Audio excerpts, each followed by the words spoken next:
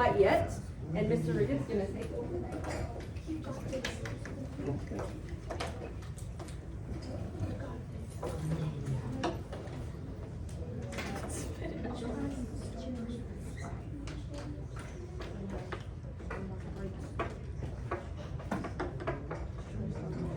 So while the Nazis were running concentration camps in Germany, what do you think was happening in America at the time?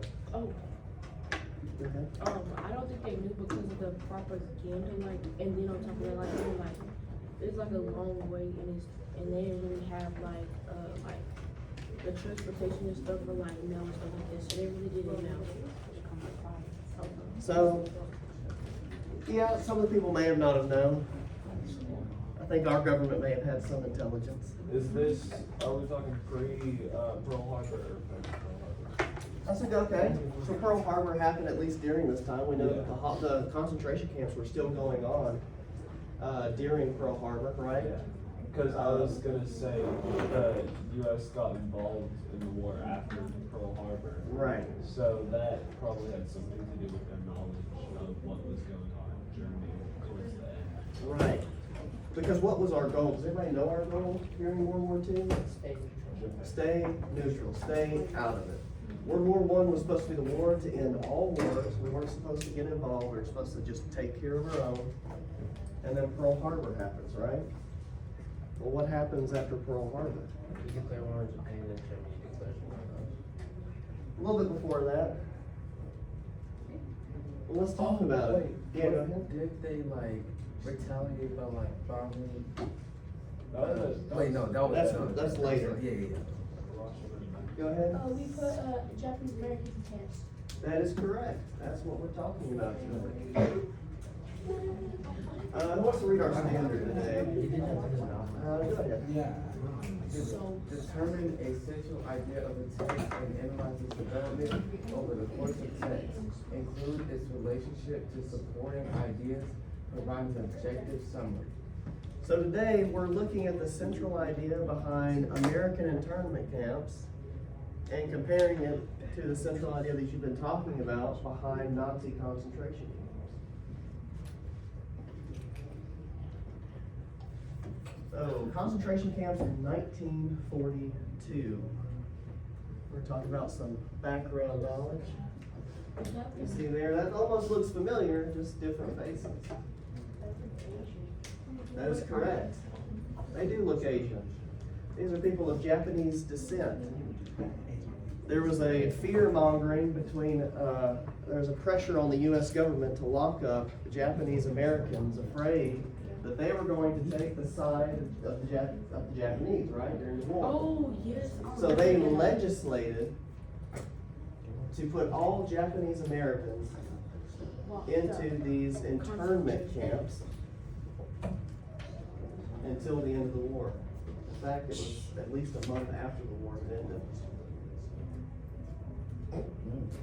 December 7th, 1941, Japan bombs Pearl Harbor, pulling America into World War II. The attack on the Hawaiian Naval Base causes mass hysteria to the point where the president, FDR at the time, signs Order 1966. This executive order approves the relocation of Japanese Americans to internment camps. What's another word for relocation? Deportation. Deportation, there's one of your words. 100,000 Japanese Americans, they estimate 120,000, but Japanese Americans found themselves placed into concentration camps within the United States. These concentration camps were called relocation camps. What we talked about parentheses earlier. Why do you think relocation camps is in parentheses? Somebody did that, I'm sorry, go ahead. Because maybe like they called it relocation camps because they were like sugarcoating it on like what it really was. What's another word for sugarcoating? It's one of your words. Lying. Propaganda. Thank you. Yeah, it's all propaganda. Yeah, these are just relocation camps. You just pack your bags. You can take whatever you want. And we'll relocate you.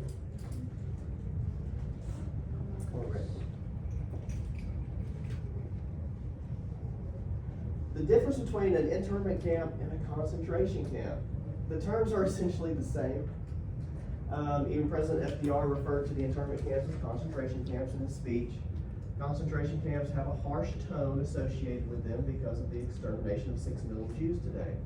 Concentration camps are understood to be more severe versions of an internment camp, but they are the same thing. So, what we are looking for when evaluating concentration camps and internment camps is the experiences between Japanese Americans and Jews in Europe. So here's your assignment as we talk about this. On your desk, you're gonna, on one side, you're gonna have, say, concentration, you can say like the Nazis and then Americans if you want. And then each time you find a similarity, you can just kind of notate it. Between the what? The Nazi concentration camps, you can put NCC if you want, and American internment camps, AIC. It's easier. As long as you know what it means.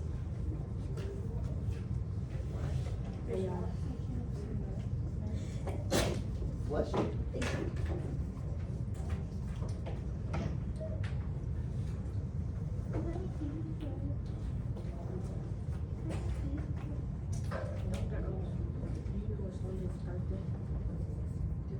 It's London's birthday.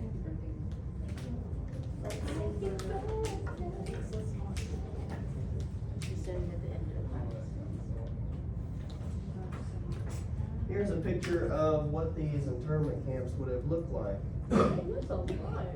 Yeah, when you've got to house 120,000 Japanese descended Americans, they had to have the room for it. Most of these camps were in Arizona, like this one's in Arizona, Colorado, New Mexico, a lot of the east. There was a weird camp they had in Arkansas, but not a lot of people were sent there. Anybody know who George Takei is? Star Trek? No? Okay, well, he was one of the Japanese Americans who was sent to Arkansas.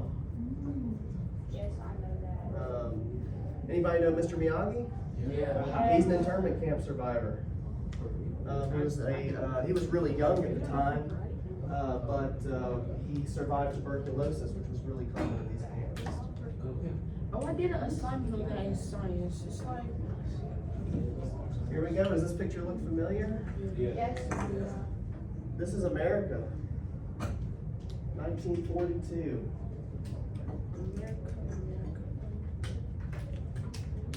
There's a little documentary we're going to watch where the lady kind of describes how, people waiting outside these fences just to see the new arrivals. Here's more pictures of these concentration camps. They all look the same. They do, don't they? what? They're very uniform, Boring. very bland. Nowhere like ain't no surprise out there. So it's just, Here we go, a group of Japanese individuals on a train headed to these internment camps. at least they can throw one of those in the back in the back of the truck. What are some things that we're already noticing based on the pictures? They do. They're with their families. Do they get separated?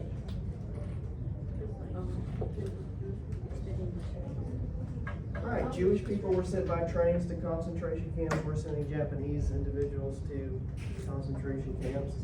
Any other differences or similarities? The Nazis were sending Jews into concentration camps to underground and Poland, but we just sent them in, or we just sent the Japanese in for relocation. That's a good observation. So, the Nazi camps, what was the Nazis' goal with the Jewish people? To kill them all. Kill them all. Dehumanize, exterminate, right? Like above. America's goal was to segregate and to contain. With that sick right Everybody will put your attention to the screen here. We're gonna watch, this woman's diary details her life in U.S. prison camps. Stephen, will you turn the lights on so you can see a little bit better? Sure. Yeah.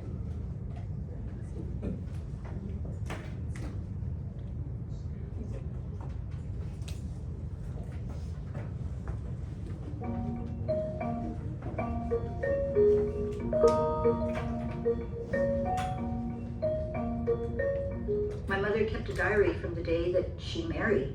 It's kind of heart-wrenching. She starts out with all this hopefulness, finding the love of her life and looking forward to having a family. 9 months later, they find themselves imprisoned. They were removed to the Tanfran racetrack, which was a temporary detention facility. If you had 1/16 Japanese blood, even if you were a baby in an orphanage, you were put in an orphanage in one of the camps. This was based on race. My mother had morning sickness and placed in a horse stable where they could still smell the manure. And she wrote in her diary that she was sick every day and unable to eat. She was concerned about what was happening to the baby that was growing inside of her. From there, they were sent to Topaz, Utah. There, my brother was born. There was so much turmoil inside the camp. There were factions, those that were supportive of the administration, and then there was a growing resistance. That resistance movement gave them a place where they could feel some personal dignity by opposing the oppressive conditions, the terrible food. There was not enough milk for the children. There was a limit on how much coal you could have to heat the rooms. It was 1943 by then, and they were required to answer what was called a loyalty questionnaire, asking them if they were, one, willing to bear arms against the enemy, and two, if they would be willing to disavow any loyalty to the emperor, which they never had in the first place. By then, they had already decided that they would have a better life in Japan, and eventually they would renounce their American citizenship. Out of despair, people who answered no to those two questions were considered disloyal by the government and then transferred to the maximum security Tule Lake segregation center in Northern California. And this is where I was born. I asked my mother, why would you have another child in a prison camp? And she said, well, there were rumors that if you had more children, they wouldn't separate the family, which turned out not to be true because eventually my father was separated from us and sent to a different prison camp. Nobody stood up for us. There were no marches or vigils or petitions protesting our incarceration.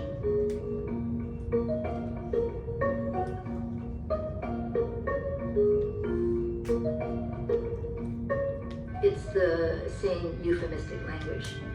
It's a prison with electronic gates, with guards with guns and cells.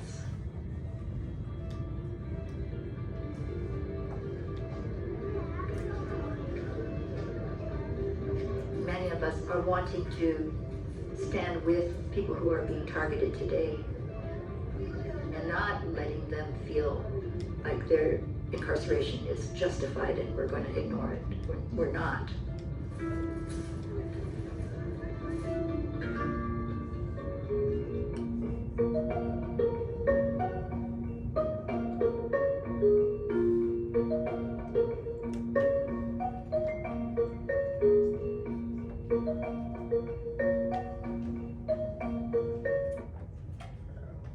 So, what are some things we noticed in the video and the testimony that we heard?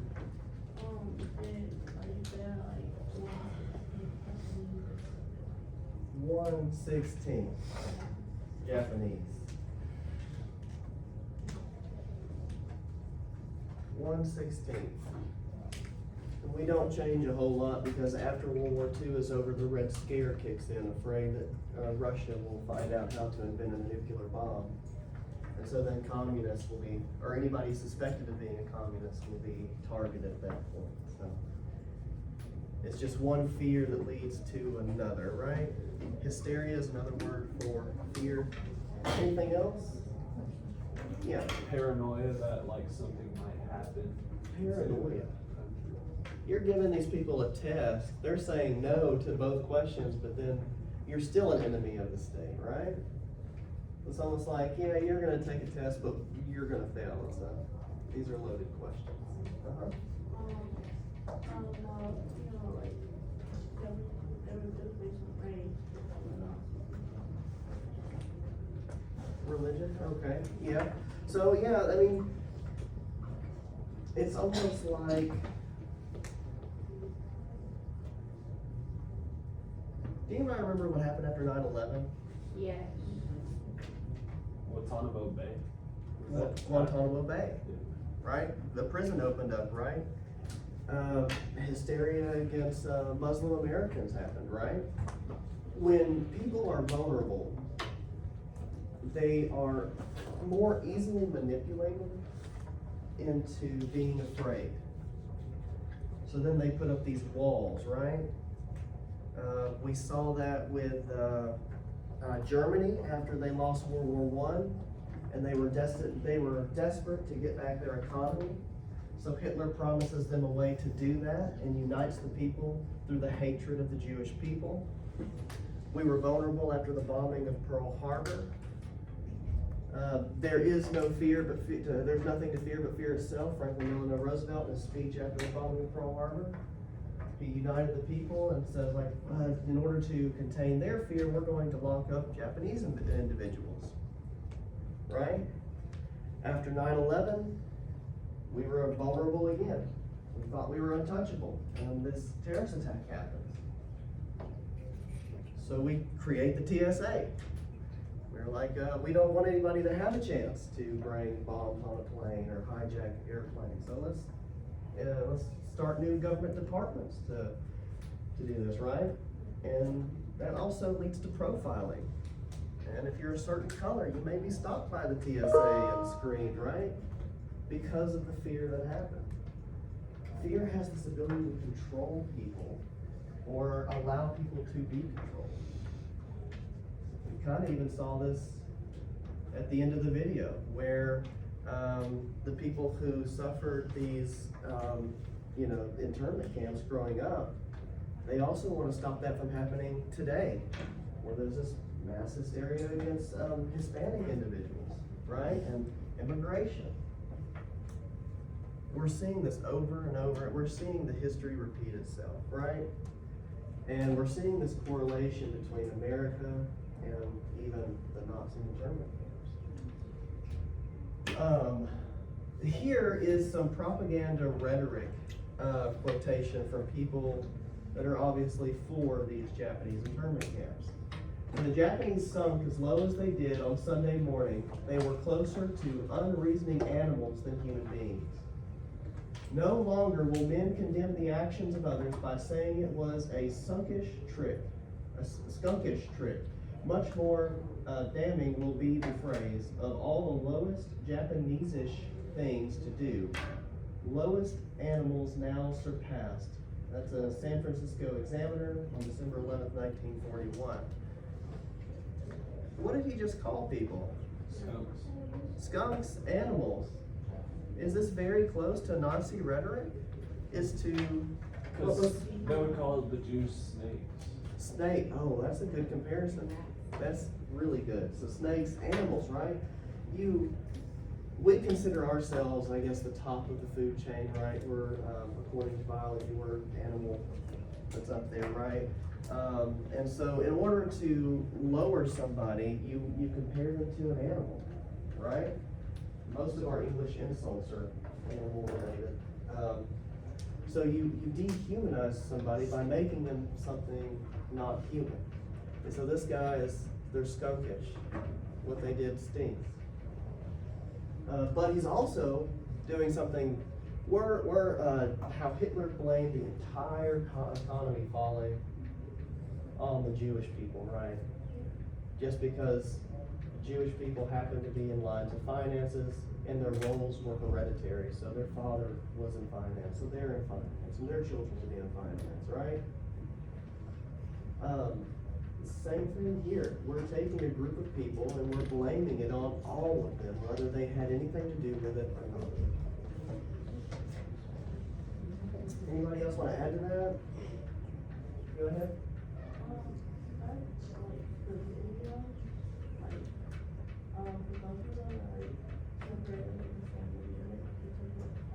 Yeah. Yeah, they were told that their families were gonna be separated, and her father was taken to a different camp. Here's some more, this looks familiar too, right? The Nazis had, laws printed. These are instructions to all persons of Japanese ancestry, as I mentioned, 1/16 at least, living in the following areas. They essentially, this is where you go, this is where you need to go, right? It's now in effect according to the president's executive order. And then these are actually on your sheets. These are quotations from survivors here. Who wants to read? And they should be in order there. Who wants to go ahead and read first? Can you read the first one there? As far as I'm concerned, I was born according to the Constitution of the Australian school that I have human rights that should attach to me. And until the very minute I got onto the evacuation train, I said, it can't be. I said, how can they do that to an American citizen? Who wants to read the next one? Go ahead. I remember some people who lived across the street from our home as we were being taken away when I was a teenager. I had many after-dinner conversations with my father about internment. He told me that after we were taken away, they come to our house and took everything. We were literally stripped clean. That is an account by George Takei there. He's now in his 90s, almost 90. Star Trek actor. Go ahead, you wanna read the next one? We saw all these people behind the fence looking out, hanging onto the wire and looking out because they were anxious to know who was coming in. But I will never forget the shocking feeling that human beings were behind this fence like animals, and we were going to also lose our freedom to walk inside of that gate and find ourselves cooped up there. When the gates were shut, we knew that we had lost something that was very precious, that we were no longer free. Mary Supermoto. Can you read the next one for me? It was a prison indeed. There was a barbed wire along the top, and because the soldiers in the guard towers had machine guns, one would be foolish to try and escape. Who wants to read the next one? Somebody who hasn't read. Let's go this way. Who wants to read here? Who wants to volunteer as trivia? I know you run. I know you do.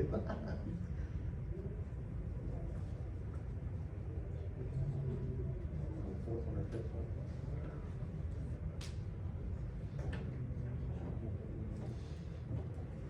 Yeah, this one. Yeah, go ahead.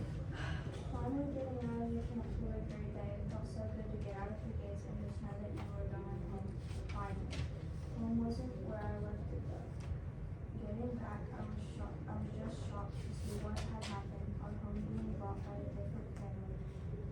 Bought by a different family. Different decorations in the windows. It was our house, but it wasn't anymore. It hurt not being able to return home, but moving into a new home helped me, I believe. I think it helped me to bury the past a little, to move on from what had happened. This is somebody who had gotten out of the camps, who survived them, to go back home and not really recognize life outside of this. Remember, so they were locked up about not too long after we had entered World War II, not too long after the bombing of Pearl Harbor. And they were let out, in 1942 to a month after the war ended in 1945. So I mean, that's 3 years of your entire life just locked away in these boring, bland camps. And then who wants to read the final one? It's not too long. Go ahead. My own family and thousands of other Japanese Americans were interned during World War II. It took our nation over 40 years to apologize. My conduct. Isn't that crazy? In 1988, Congress passed and President Reagan signed Public Law 100 and 383, the Civil Liberties Act of 1988. That acknowledged the injustice of internment, apologized for it, and provided a $20,000 cash payment to each person who was incarcerated. That's what he's talking about. It took him over 40 years for the nation to apologize. To, like, with all their stuff, did the government just like repossess it? They were, essentially, yeah. I mean, they couldn't pay their business. So if you're a business owner, your business went under. Your stuff was probably taken at that point and sold for debt payment. They were just told you could take whatever you can bring in your hands, nothing more. You won't be able to go back. Just bring whatever you need. Good question. Oh.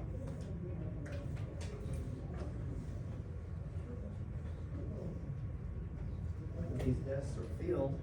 It's a good sign. So we're determining the central idea of the text. We're analyzing, developing over the course of the text, including its relationship to supporting ideas. Can you think of a name and list central ideas behind American internment camps that leads to the imprisonment of the Japanese Americans and the Nazi-ran concentration camps that led to the extermination of 6 million Jews? What are some of the central ideas that led behind these ideas? Fear. Fear is a big motivator. Right? Go ahead. Hate. Hate. Right? Paranoia. Paranoia. That's a really good one. Because there was all sorts of propaganda. It's like, yeah, we're going to send Jewish people away to these concentration camps, but it's a good thing because this is why. But if you argue with us, you may end up in that camp as well. So it's really, if you can't say anything, you just got to agree with it at that time. And there's a lot of fear, hysteria, propaganda. Those are some really good central ideas behind both because they are the same.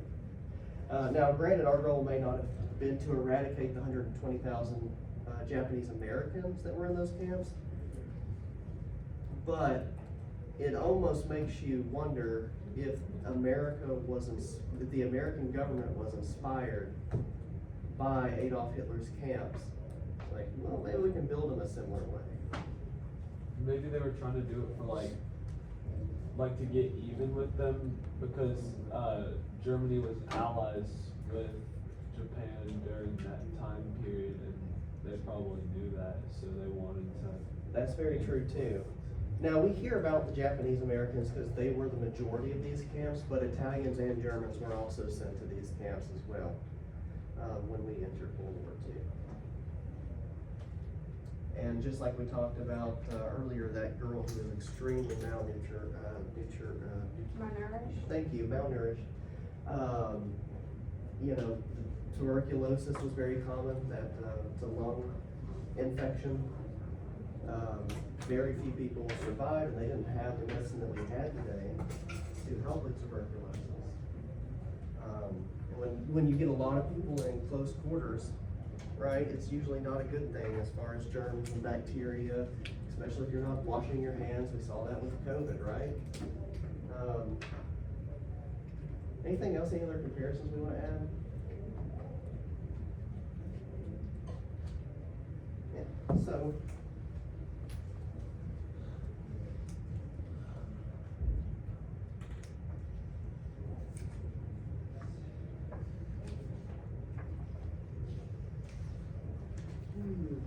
Pass these out.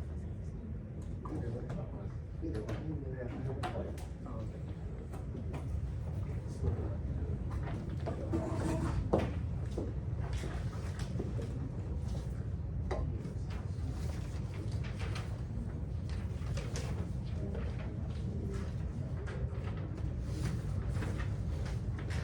Feel free to you know, look at these questions, work in your groups and what you have on your, tables is really gonna help you with this ticket.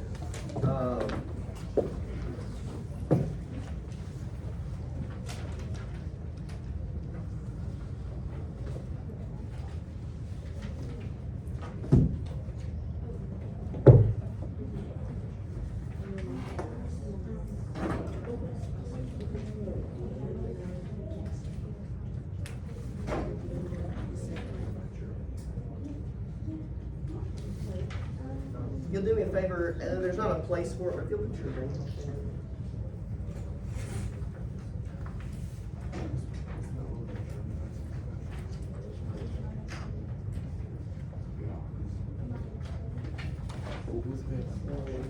I'd say about 5 minutes. There's extra. Oh, you need one more?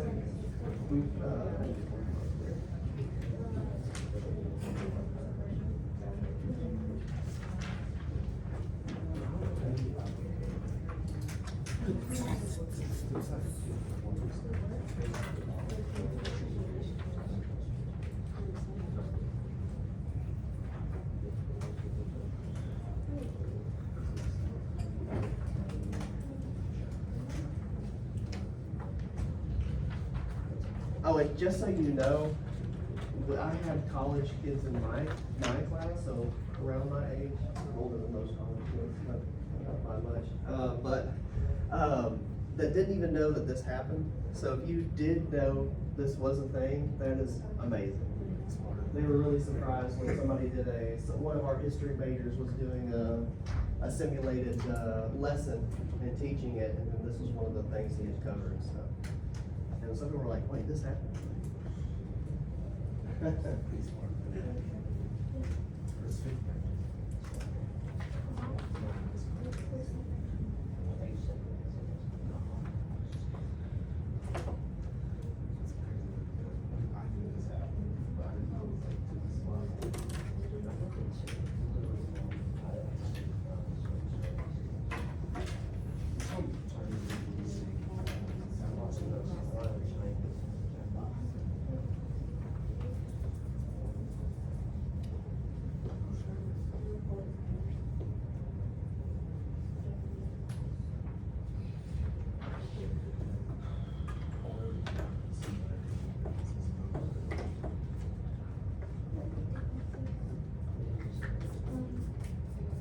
Want you to write it down. Is that right?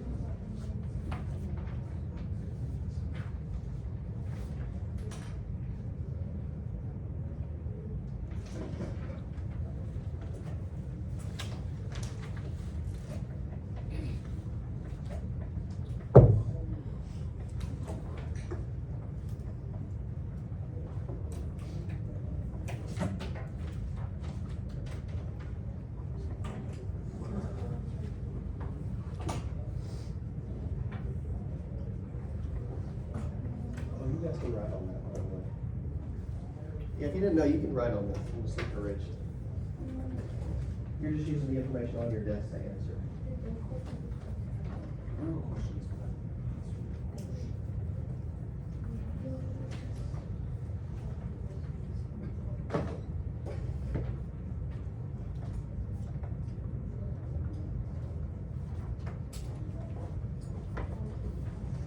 Yeah.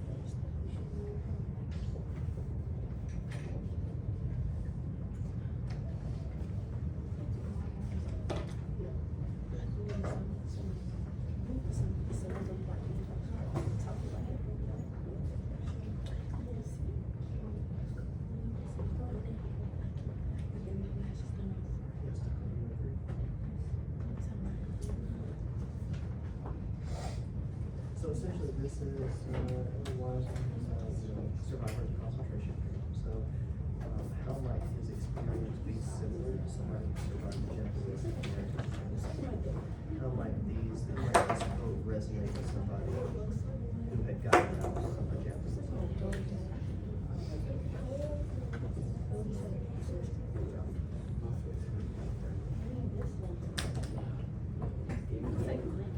Yeah, it does.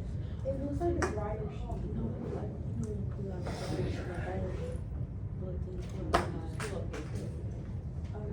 My mom had me kind of like old, like years ago. Something that has the texture of like socks.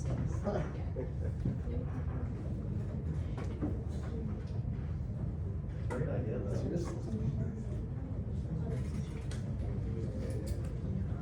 If you're done, can you raise your hand? Very cool. You're good.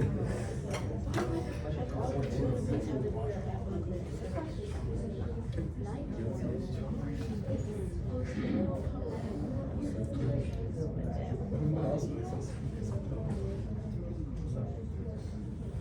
don't know which teacher, it was socks, it was a new sock, I got a package. It was new, they got a package, I saw it. I don't know which teacher. Take these last 40 seconds to get your thoughts together if you're not finished. And when we do finish, I want you to think about this. So, 1,862 Japanese Americans died from medical-related issues from being in these camps. 1 in 10 of those people died of tuberculosis. Do you think that the United States government was directly responsible for their deaths? How and why? Just think about the question, and then we will answer that in about 7 seconds.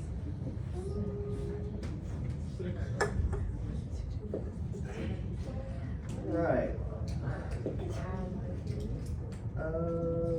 Go ahead. I think like they, were responsible for like, sending them for like the deaths because like they were the main ones that was like, that sent them to it. Right. And they had the coordination to take that. That's a good answer. They could have had better conditions. I feel like that is kind of in between because then again, they were suffering from the Great Depression still and, well, with the amount of money that they still had, there wasn't really much that could do. Right. Okay, that's a good point, right? It's like, we're containing these people. I guess one option would be just not contain Japanese Americans. Go ahead. I feel like another thing that why we could be responsible for that is because we were responsible for like the poor hygiene that they had at those camps, and we didn't allow them like blood and water and stuff like that. That's a good point. We didn't allow them the resources that they needed to fully sustain life. Anybody else want to answer that? What's the question? So, do you think that the United States government is directly responsible for the 1,862 Japanese Americans that died from medical-related issues? Yeah. Yeah. One indication is that we felt bad enough to at least apologize publicly for it. and give reparations on behalf of it. Ronald Reagan did say that no amount of money could bring back the lives of those that they lost, but this is our apology essentially. Have they read the Ellie Weisel? Yes. Yeah, that was next. Okay. But they've heard of him and his story with Oh, Nike, cool, so okay. they know about his life. So we're about to get into it, but when Ellie Weisel says that the world did not know and remained silent, why do you think people spoke, why don't you think people spoke out about the great injustices like the Holocaust in Nazi Germany or American citizens being sent into internment camps? Go ahead. Because they didn't know because of propaganda, and like, they weren't like, there wasn't like radios in there. I can see that the people didn't know. But the American government, I think, loves to play ignorance too much. I think there was some knowledge that this was going on, but our focus was, let's focus inward. We don't even want to get involved in World War II. But the people, right, they may not have spoken up because they may not, right? Hitler did make the Jewish concentration camps look like summer camps for Jewish people. Go ahead. Wait, I thought it was about like the people in Germany. Either one. Oh, So why don't you think the general population didn't rise up and say, no, we're not doing this? Why don't you think they would have spoken? Because like how, okay, like, you read yesterday, like, the episode, and how, well, was it yesterday? But, okay, and how, they were, no, it was like the broken glass, and like, they were just standing there, and it was people that they hadn't known for a long time, and then we said like how, maybe it was because how brutal they were treating the Jewish people, they made it seem like, maybe if they stood up for them, that would happen to them, so it's like, they were scared too. There's a lot of fear involved. I feel like another reason why people didn't rise up is because the central government of Germany had such a strong grip on the lives of everybody there that they like couldn't rise up without being immediately put down by the SS. Yeah, Hitler was very much more strategic with how he locked up individuals. First thing he did was definitely take away their rights to defend themselves. He made sure that their citizens did not have any guns. He made sure that the propaganda was going into schools. One of the famous quotes from Hitler is that in order to control a generation, you control the education system. And he wanted that Nazi propaganda there, so that way he could rise up as what he called, Hitler Youth. yeah, Hitler Youth. Anything else? Anybody else want to add to that? Thank you. If each table will just stack their tickets there. I'll come around and bring that up. You guys did really well with this, so. Oh, another good name clap.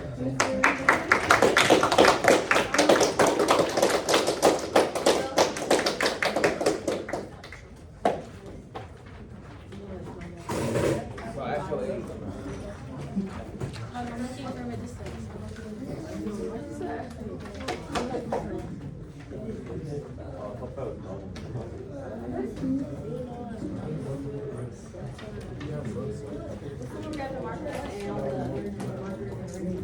I'll give the marker.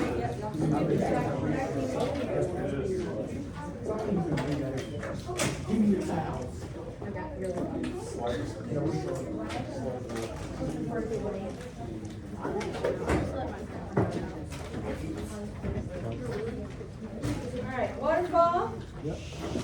So speaking of Ellie Weisel, which we did, we are part of his excerpt, his narrative, where he and his family went to a where when he was what age? Let's see, remember. Where did his family go? Alright, what specific one do you remember? Auschwitz when he was 15, right? And we learned about his story. He talked about, and y'all mentioned these details.